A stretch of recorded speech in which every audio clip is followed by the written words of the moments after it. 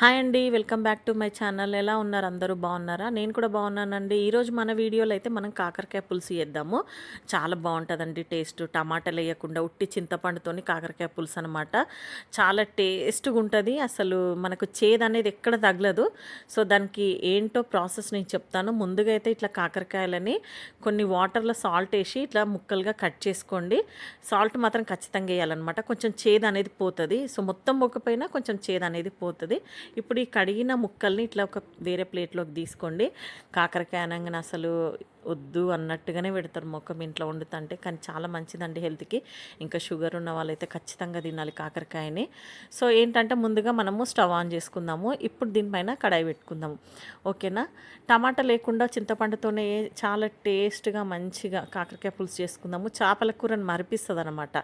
So కావాల్సినంత నూనె వేసుకోండి. కడాయి వేడైనాక అందులో ఒకటి మీడియం సైజ్ ఆనియన్ అయితే నేను కట్ చేసి వేసేసిన అనమాట. సో ఇప్పుడు దీన్ని ఒకసారి కలుపుకుందాము. ఇప్పుడు పసుపు వేసేసుకుందామండి. ఈ కాకరకాయ పులుసు అయితే చాలా బాగుంటుంది. వేడి వేడి అన్నంలోకి కాకరకాయ పులుసు వేసుకుందంటే చాలా బాగుంటుంది అనమాట. సో దాని ప్రాసెస్ అయితే చాలా ఈజీ అనమాట. మీరు కూడా ఒకసారి అయితే ట్రై చేయండి. పసుపు అయితే వేసేసినాను. ఇప్పుడు ఇవన్నీ కలిపేసాము. చూడండి, ఈ కాకరకాయని నేను అట్లీస్ట్ వారానికి ఒకసారి కాకపోయినా 10-15 రోజులకు ఒకసారి వండుతాను అనమాట. ఒకసారి ఫ్రై చేస్తే ఒకసారి ఇట్లా పులుసు పెడతాను దగ్గరికి. టమాటా వేసి వండితే మాత్రం చేదు పోదండి, అది కొంచెం కష్టమే తినడము. సో బట్ ఇట్లయితే ట్రై చేయండి ఒకసారి నేను చెప్పిన ప్రాసెస్లో. ఇప్పుడు ఉల్లిగడ్డ ఉడికిన తర్వాత మనమైతే ఈ కాకరకాయ ముక్కలు అయితే ఇందులో వేసుకుందాము. అసలు ఈ కాకరకాయ ముక్కలు మొత్తం నూనెలో ఎట్లు ఉడకాలంటే మనకు అసలు అవి ఇంకా మనకు చేదు అనేది మొత్తం పోతుంది అనమాట. నూనెలో కాకరకాయ ముక్కలు ఉడికే దాన్ని బట్టే ఉంటుంది కూర టేస్ట్ అనేది. సో ఇప్పుడు ఇందులో నేను కొంచెం సాల్ట్ వేసేసి మూత పెట్టేసినాను. ఒక 10 నిమిషాలు చిన్న మంట మీద పెట్టేస్తాం. సో 10 నిమిషాల తర్వాత చూస్తే చూడండి, కాకరకాయ ముక్కలు మరీ మెత్తగా కాలేవు, కొంచెమే ఉడికినాయి అనమాట. సో ఒకసారి అయితే నేను కలుపుతున్నాను. అంటే మంట మరీ చిన్నగా పెట్టినట్టున్నా. ఈ కాకరకాయ ముక్కలు నూనెలో మంచిగా ఉడికినాకనే మనము తర్వాత ప్రాసెస్లోకి వెళ్ళాలి.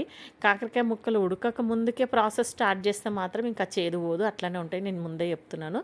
సో చూడండి, ఈ మళ్ళీ ఒక 10 నిమిషాలు మూత పెడదాము, ఎందుకంటే అవి మొత్తం మంచిగా ఉడకాలి. చూడండి, ఇప్పుడు కాకరకాయ ముక్కలు అయితే నూనెలో ఉడికినాయి. సో ముందుగా తీసి పెట్టుకున్న చింతపండు పులుసు అయితే నేను ఇందులో పోసేస్తున్నాను.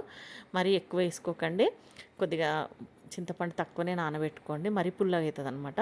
సో ఇప్పుడు చింతపండు రసం పోసేసి మళ్ళీ ఒక 5-10 నిమిషాలు మూత పెట్టిన. ఇప్పుడు చూడండి మంచిగా పులుసు మసులుతుంది కదా. సో ఇప్పుడు ఇందులో మనము ఏం చేద్దామంటే కొంచెం కారం యాడ్ చేసుకుందాము. ఓకేనా. సో నేను కారం యాడ్ చేస్తున్నాను అనమాట.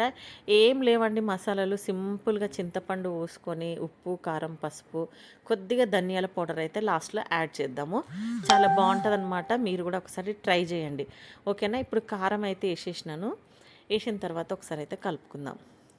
చింతపండు మంచిగా మసులుతుంది కదా ఇందులో. సో చేపల కూర టేస్ట్ వస్తుంది అనమాట. అంటే కాకరకాయ కూరనే మనకు అట్లా అనిపిస్తుంది అనమాట, మంచిగా ఉంటుంది. ఇక చూడండి చిక్కగా ఇట్లా అవుతుంది అనమాట. సో దాని గ్రేవీ అనేది కొంచెం చిక్క అయ్యేంతవరకు పెట్టాలి. సో ఇప్పుడు ఏంటంటే నేను ఒక బెల్లం ముక్కలు 2 వేస్తున్నాను. సో ట్యూబ్స్ ఉంటాయి కదా, మనం డీమార్ట్లో దొరుకుతాయి. సో 2 ట్యూబ్స్ అయితే వేసేసినాను బెల్లం ముక్కలు. సో ఇప్పుడైతే మూత పెట్టేసి మళ్ళీ ఒక 5-10 నిమిషాలు అయితే చిన్న మంట మీద పెట్టేసి చూడండి, మనకు కాకరకాయ పులుసు రెడీ అయిపోయింది. చాలా బాగుంటుందండి. సో మీరు కూడా నేను చెప్పిన ప్రాసెస్లో స్టెప్ బై స్టెప్ ట్రై చేయండి. ఇంట్లో మంచిగా ఇట్లా కాకరకాయ పులుసు అయితే చేసుకోండి. వేడివేడి అన్నంలోకి అయితే చాలా బాగుంటుందండి. నేనైతే ఇంట్లో ఇట్లా ట్రై చేస్తాను అనమాట. పిల్లలు కూడా ఇష్టంగానే తింటారు, ఎందుకంటే కొంచెం బెల్లం వేసినాం కదా. సో వాళ్ళకి చేదు ఎక్కడ కనిపించదు అనమాట. కాకరకాయ పులుసు అంటే వాళ్ళకు చేదుగా అనిపించదు. ఇప్పటివరకు అయితే మరీ చేదుగా ఎప్పుడు చేయలేదు. సో మీరు కూడా ఈ రెసిపీ ట్రై చేయండి. మీ పిల్లలకు తినిపించండి, మీ ఇంట్లో ఫ్యామిలీ మెంబర్స్కి తినిపించండి. హెల్త్కి చాలా మంచిది కాబట్టి ఈ రెసిపీ అయితే ఖచ్చితంగా ట్రై చేయండి. ఇట్లా అయితే ఒకసారి నేను చెప్పిన ప్రాసెస్లో కాకరకాయ పులుసు ఇంట్లో చేసుకోండి. ఓకేనా. చాలా బాగుంటుంది, మనకు చేదు లేకుండా నేను చెప్పిన ప్రాసెస్లో కొంచెం బెల్లం వేసుకొని అయితే ట్రై చేయండి. మీరు ట్రై చేసి మీకు ఇంట్లో ఈ రెసిపీ ఎట్లా వచ్చిందో నాకు కామెంట్ పెట్టండి. ఏంటంటే కాకరకాయ కూర వండనీకి రాదు చాలామందికి. అంటే ఇప్పుడిప్పుడు వంటలు నేర్చుకునే వాళ్ళు ఉంటారు గదా! సో, వాళ్ళైతే చాలా భయపడతారనమాట కాకరకాయ కూర వండడానికి.